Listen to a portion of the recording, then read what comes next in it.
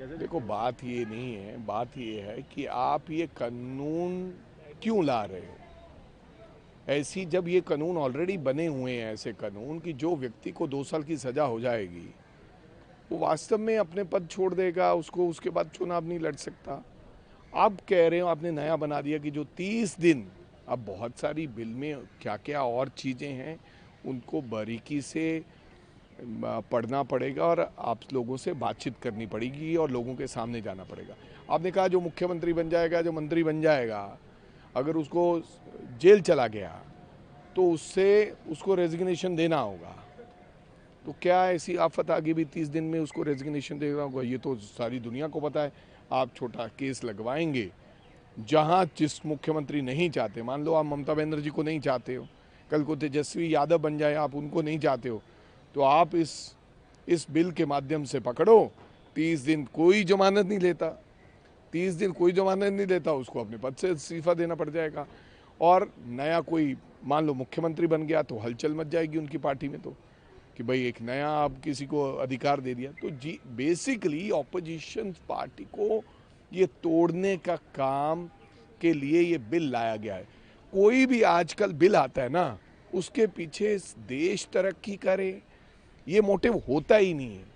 कैसे कांग्रेस को और अन्य ऑपोजिशन पार्टियों को मारना है, उसके बारे में इस देश में बिल लाया जाता है। तो उन्होंने ये भी कहा कि जिस तरीके से अब राहुल गांधी ने ऑर्डिनेंस पढ़ा मनमोहन सिंह के टाइम पे, बोला अब क्या मोरालिटी रही, क्योंकि 3 बार इलेक्शन हार गए हैं, इसलिए अब मोरल भी राहुल है। गांधी को ये नहीं पता था तब कि ऐसे लोग अब देश में राज करेंगे जो भाषण देने पर मैक्सिमम सजा डेफेमेशन केस में 2 साल की करवा देंगे, फिर उनसे उनकी सीट छीन लेंगे, फिर उनसे उनका घर छीन लेंगे।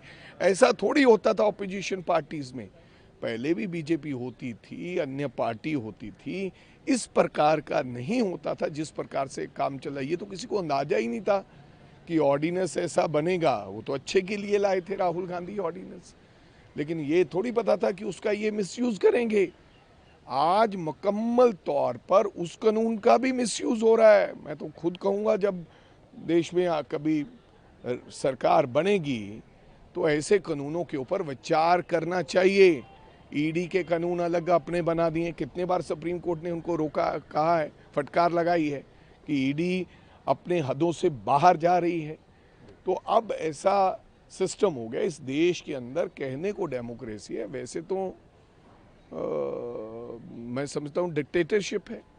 सर, आखिरी प्रश्न ये रहेगा, धनखड़ जी के ऊपर उन्होंने भी कहा कि धनखड़ जी का रेजिग्नेशन सेल्फ एक्सप्लेनेटरी था, वो मेडिकल ग्राउंड पे था, और इसको और बढ़ाने की जरूरत मेडिकल नहीं थी। ग्राउंड हमें कुछ नहीं पता लगा, हमें धनखड़ जी दिखाई नहीं दिए उसके बाद, ना राज्यसभा में, ना लोकसभा में, ना खान मार्केट में, ना बीजेपी के कार्यालय में। धनखड़ जी गए कहाँ, हम उनको ये खोज रहे हैं।